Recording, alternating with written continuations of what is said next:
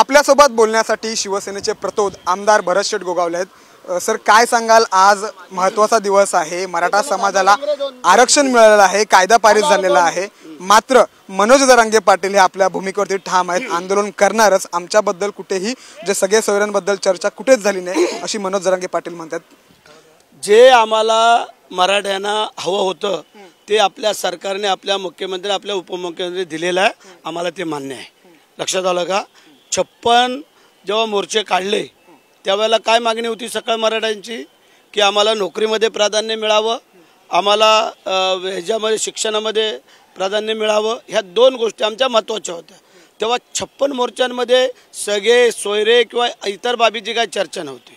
मग आता आम्हाला सांगा, जे एवढे मत्त प्रयासाने एवढ्या सगळ्या नोंदी करत सगळ्या जे चेकअप करत आणलेलं आहे आणि जे योग्य निर्णय दिलेला आहे की ते टिकणारं असावं आणि ते आपल्या मुख्यमंत्री उपमुख्यमंत्री केलेलं आहे। मी त्यांचं सगळ्यांच्या वतीने, सकळ मराठ्यांच्या वतीने लाख शुभेच्छा देतो, त्यांना धन्यवाद देतो आणि खास करून रायगडच्या मावळ्याच्या शिवाजी महाराजांच्या भूमीतून आम्ही अंतःकरणापासून या सरकारचं अभिनंदन करतो। पण जरांगे पाटील मात्र आंदोलनावरती ठाम आहेत, त्यांना काय तुमच्याकडून मेसेज द्याल?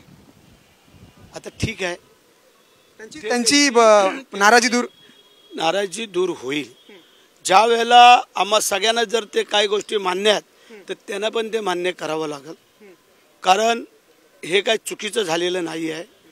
पण ज्या काही गोष्टी, एखादी गोष्ट अगर न होणारीच असेल तीच जर तुम्ही हट्ट धरलात तर ते शक्य नाही आहे, म्हणून बाकी काही नाही। जरांगे पाटलांनी आता मला वाटतं थांबावं, झालं तेवढं पुरे आहे असं मला वाटतंय। खूप खूप धन्यवाद साम टूशी बातचीत केल्याबद्दल। हे होते शिवसेनेचे आमदार प्रतोद भरत गोगावले। कॅमेरामॅन रोहित सह मी सूरज मसूरकर, साम टीव्ही, मुंबई। देश विदेशातील प्रत्येक घडामोडींचे लाईव्ह अपडेट मिळवण्यासाठी आता साम टीव्हीच्या सर्व सोशल मीडिया प्लॅटफॉर्मला लाईक, फॉलो आणि सबस्क्राईब करा। तसंच सर्व नोटिफिकेशनसाठी बेल आयकॉन प्रेस करायला विसरू नका।